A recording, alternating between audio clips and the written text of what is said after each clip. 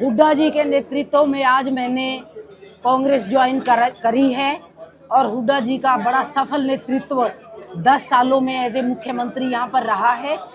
हर वर्ग को उन्होंने सर आंखों पर रखा और उनके लिए जन कल्याणकारी कार्य करने का एक बहुत बड़ा इतिहास रहा है। नई कंडीशन कुछ नहीं है। देखो, हुड्डा साहब को खुद पता होता है कि मेरा कार्यकर्ता या मेरा नेता कितना कैपेबल है, उसके लिए मुझे क्या करना है और वो पार्टी के लिए क्या कर सकता है। जी नहीं, ऐसा कुछ नहीं है। अब चुनाव है, चुनाव के दौरान इस तरह का बदलाव एक साथ नहीं, कोई बात नहीं। मैं तो बहुत पहले से सोच रही थी, जब मौका लगा, जब मुझे टाइम मिला तो मैं आ गई। देखिए, मेरा बहुत पहले से मन था, क्योंकि बीजेपी में वो ना तो जनता की कद्र है और भ्रष्टाचार चरम सीमा पर है और भी बहुत से ऐसे इश्यूज हैं।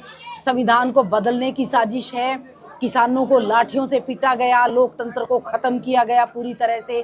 तो ये काफ़ी इश्यूज हैं जिनको आगे आने वाले समय में देश की जनता को आज वोट की चोट से, अपनी ताकत से उनको हल करना है। आज जनता ही ये चुनाव लड़ रही है। जनता खुद अपने हित के लिए इन्वॉल्व हो गई है इलेक्शन में, और जब जनता अपना इशू बना लेती है इलेक्शन को, तो आपको पता ही है कि क्या होता है। कैलाश जी, आपने जिला परिषद से अपना सफर शुरू किया था। जी हाँ।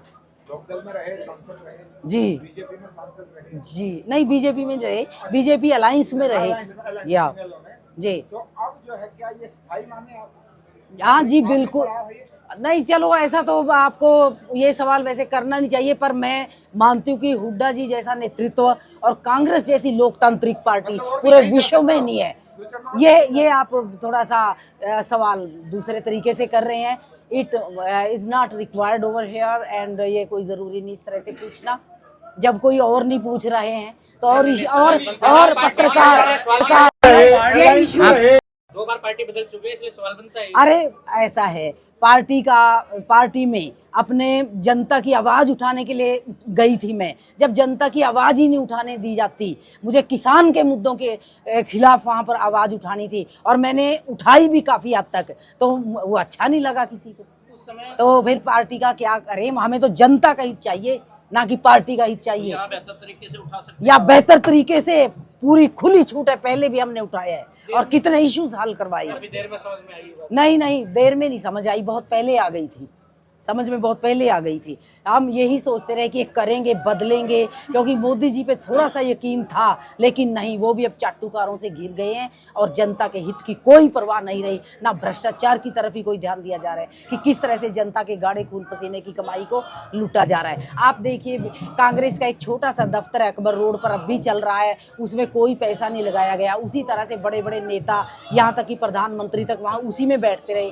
और बीजेपी का वगैरह का इतना आलीशान बड़ा दफ्तर आप देख के आपके होश ही उड़ जाएंगे।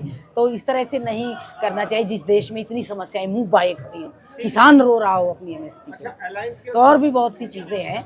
तो अलायंस के सुशील गुप्ता है वहाँ, उनका प्रचार करेंगे? जी, क्यों नहीं करेंगे, बिल्कुल करेंगे और जीतेंगे भी वो। अब जो है 95 से मेरे को जहाँ तक याद, आपका चलिए, मेरा ओवर है। I have joined and I'm very happy with my leader। वो दे दो